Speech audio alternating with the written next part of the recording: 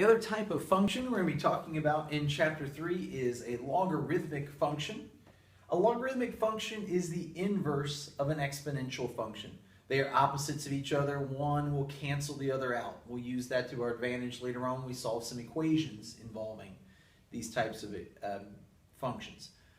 X's and Y's switch in inverse functions, right? If you think about when we took a function and found its inverse, we swapped the X and the Y and then we solved. So we're going to take advantage of that to evaluate some logarithmic functions today. That's our goal. So the first problem I have here is to evaluate the log, and we reread this as the log base 2 of 8. This little number down here is called the base of our logarithmic function. This is the log base 2 of 8. The value of that log is the same value that would solve this exponential equation. You have the log base 2 of 8 equals x. That means 2 to the x power equals 8. So we have to think 2 to what power gives us 8. Obviously 2 to the third power is 8. So we say that the log base 2 of 8 is 3. I know you have a button on your calculator that says log, and we'll talk about how to incorporate that later on. Right now I want to focus on how we can evaluate these without a calculator. So you may want to choose to pause and try these as we go. I'm just going to kind of go through each example. I have several boards worth of examples here so that hopefully by the end you're comfortable evaluating most of these logarithms without a calculator. So next one is log base 3 of 9, right? That means 3 raised to some power gives me 9. Obviously 3 squared is 9. So we say the log base 3 of 9, or you might hear as the log of 9 base 3. The log base 3 of 9 is equal to 2. Okay? This next example does not have a number where the base is. We call this the common logarithm, and the common logarithm is base 10. So if you don't see a number here, it's base 10, and it's called the common logarithm, or the common log.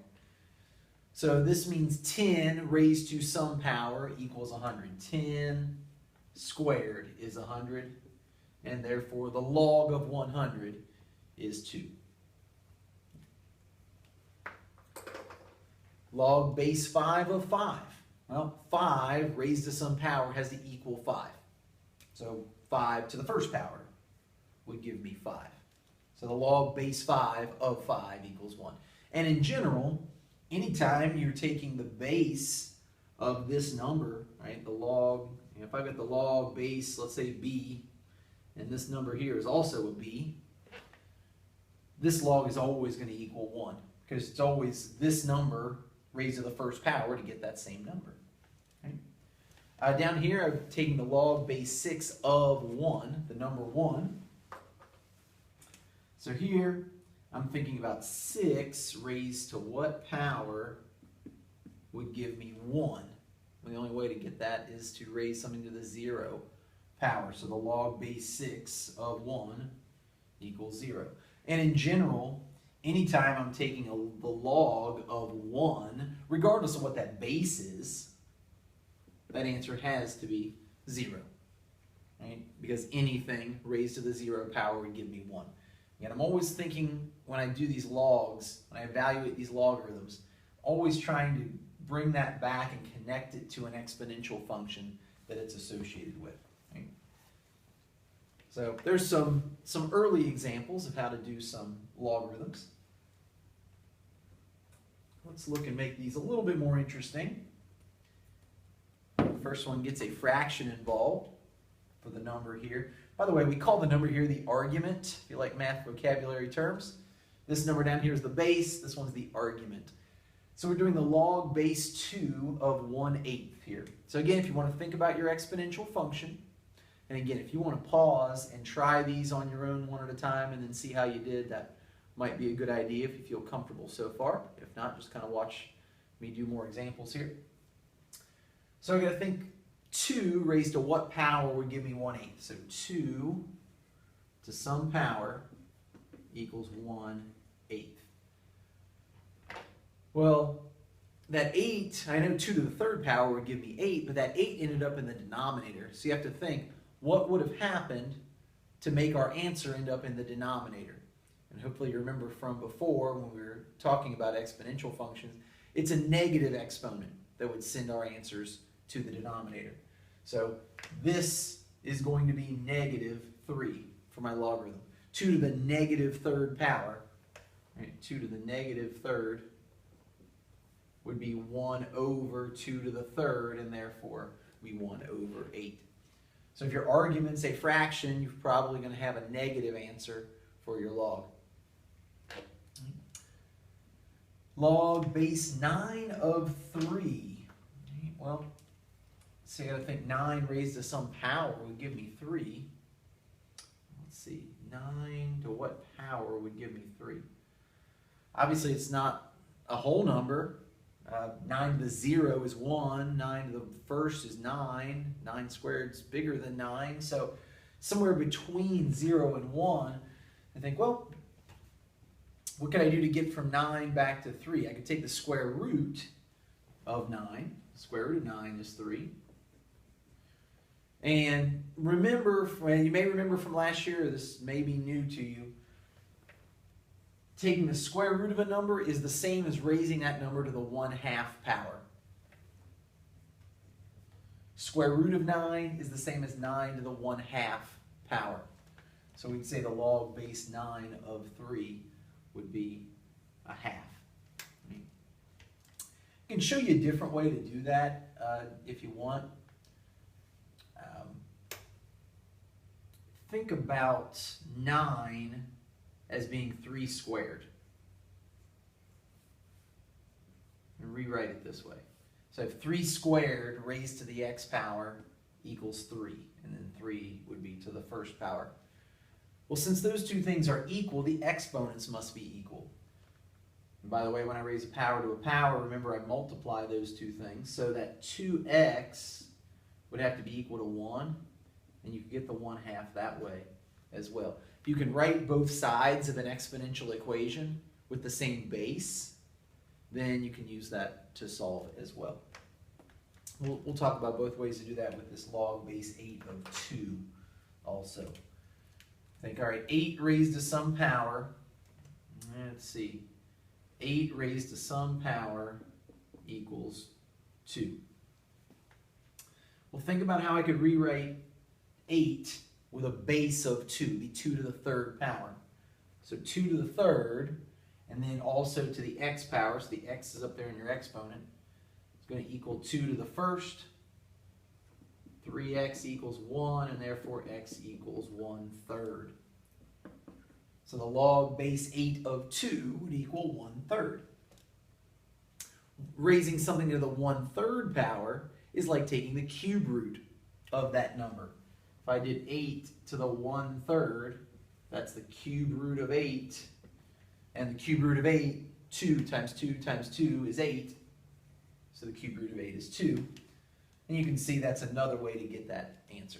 So you can think of these problems where your argument's a smaller number than your base as either root situations where we're taking square roots, 1/2 power, cube roots, 1/3 power, or you can try to set up an equation where we use the same base for each exponent. All right? Both of those strategies will help us evaluate the log base 8 of 4. So I've got 8 raised to some power will give me 4. Well, I can't think of what 4 to what power would give me 8 right off the top of my head maybe. So let me think about a smaller number that I could write both sides here with the base using that number. 2 would work. I could say 8 is 2 to the third power, and my x is there. I could say 4 is 2 to the second power. Now they both have the same base, so therefore the exponents must be the same. 3x must be 2, and x must be 2/3. So the log base 8 of 4 would be 2/3. So what that means is, think about the exponential function here. 8 to the 2/3 power must equal 4. Let's talk about why that is. If this would have been 1/3 instead of 2/3, taking the 1/3 power would be the same as taking the cube root. So if I want to do 8 to the 2/3 power, this is the cube root of 8. And then because of that 2, then I would square this. So the cube root of 8 would be 2. 2 squared would get me to that 4. So a couple ways to think about that. Either by writing your equation, or maybe saying, I'm starting with 8, and I've got to make it to 4, and I'm using roots, I'm using powers here, because I'm trying to tie into exponential functions and different exponents. So if I start with an 8, if I take the cube root, that's the 1/3 power, that would give me 2.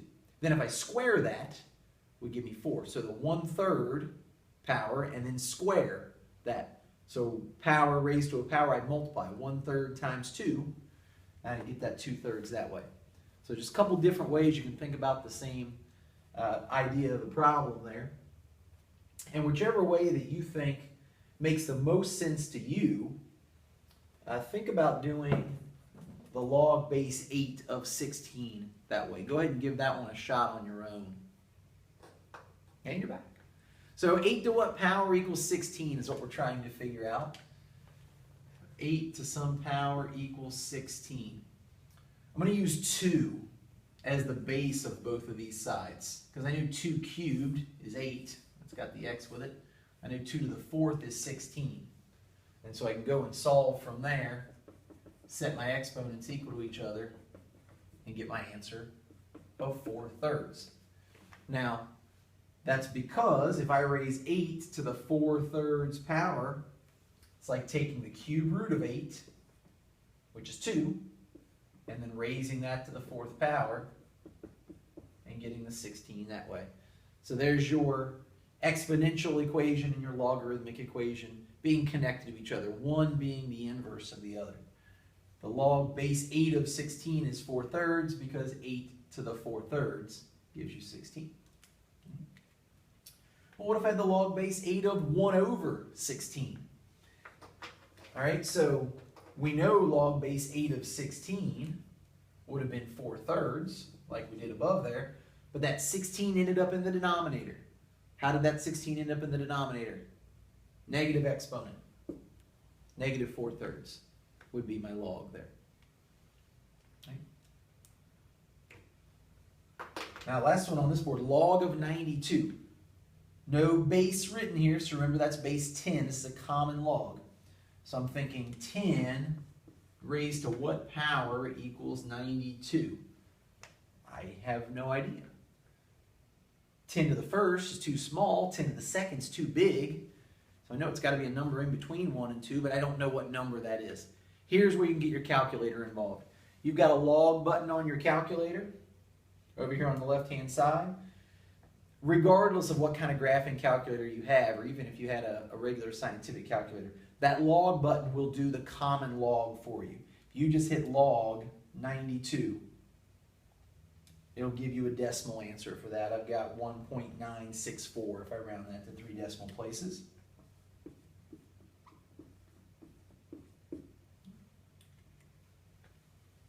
And that's the best we can do. Some of the newer calculators will actually evaluate other bases. My old TI-84, or if you have an old TI-83, they would only just do log base 10 with that log button. But the new ones, some of them have the capabilities to type in a base there into that logarithm. So you will get some of these problems where you're allowed to use the calculator, and that's because they are numbers that we can't evaluate. All of them up to this point, I'm hoping that you can evaluate without a calculator, kind of looking forward into calculus next year. Now, last thing I want to do is talk about one special kind of logarithm we haven't seen yet. We've seen a lot of different bases, base 2, base 8, base 10 for a common log. But you have another button right there below, it's below your log button that says LN. That stands for a special kind of logarithm, and that's called the natural logarithm. I said that every log function is the inverse of an exponential function. The natural logarithm is the log base E. This is that E that we saw in the first section when we did the continuously compounded interest, that PE to the RT, that PERT formula. That number e that we talked about is approximately 2.718. That's the base of your natural logarithm. E and the natural logarithm tend to come up a lot in real life examples for whatever reason, so they're fairly important to be able to handle. So the key is to remember when you see this ln, you're thinking it's the log base e. So if I'm trying to evaluate the ln of e to the fourth power here, well, think of that as the log base e of e to the fourth power. So now think about your exponential function. E raised to some power equals this argument number, this e to the fourth power. Well, obviously that's 4. Your ln, your natural log, and your e will cancel each other out. We'll look at that when we look at the properties of logarithms in the next section. But ln and e, you're always going to cancel each other out. So the ln of e to the fourth power equals 4. Kind of like we had the log base b of b that kind of canceled out and gave you a 1. We can use the same property here to help us out. We're taking the natural log of the square root of e. Well, I know ln and e cancel each other out, but that square root's there. So how do I make that happen? Think about what power taking the square root is. Taking the square root is like raising that e to the 1/2 power. So the ln of e to the 1/2, those are going to cancel out. Your answer is just going to be 1/2. Right? So remember that ln and e cancel each other out. When we start solving equations later in this chapter, we're going to use that to our advantage. And final one here, just to point out what that ln button's for on your calculator. If you're trying to take the natural logarithm of some number, some argument here that isn't in terms of e, that's where we get the calculator involved. Press that ln button. ln of 12, according to this, is 2.485.